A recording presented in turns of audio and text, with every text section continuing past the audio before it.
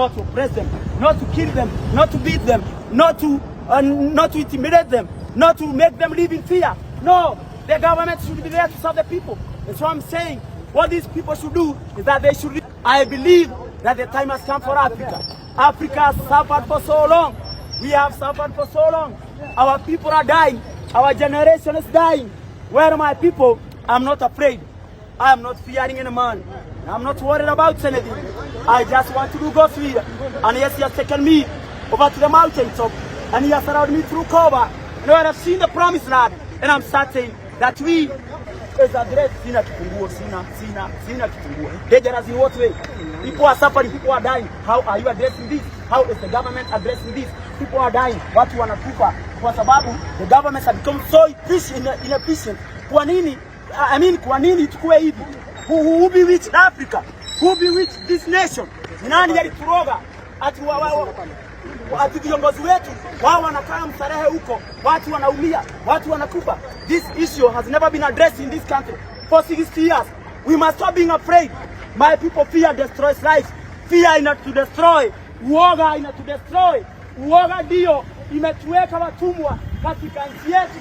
Uoga na ukabila ndio imetuweka sisi watumwa. Tunalala nje kwa sababu hatuna makao. Tunakufa njaa, hatuna chakula. Tumechoka na hatuwezi ngoja tena. Ninaita watu will cause us to look at, to question the fairness and justice of many of our past and present policies. And through revolutionary values will cause us to look at history and the glaring contrast between wealth and poverty. And we shall say with a righteous anger that this is not right, and it is not right at all. That 60 years, my people, after the so-called independence, majority of our people are left to languish in our own island of poverty, in the midst of a sea of material affluence and prosperity. 60 years after the so-called independence, majority of our people are still harangued by a corroding sense of fear and a nagging sense of nobodiness. Almost 60 years after the so-called independence, majority of us is the color of the skin, but you are still slaves. Africa has never been free. Africa has never ruled herself. The black man has never been in control of anything. The Africa of today is too mercilessly and cruelly exploited by foreign powers and the BS of our leaders. Our leaders and their puppets and soldiers of the West. They do not see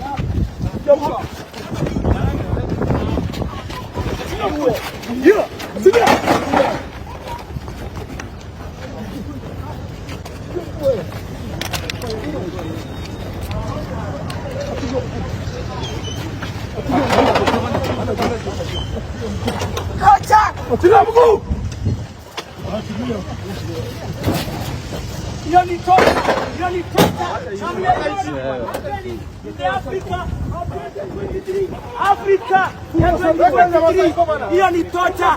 Unanifinya kwa nini? You don't have any right to do that. We are all equal in the eyes of the Lord. I'm not afraid. I am not afraid.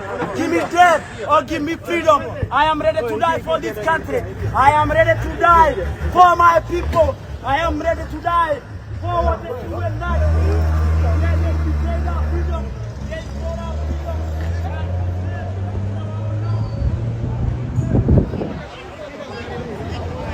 Jamaa anachukua kila siku, anawachiliwa.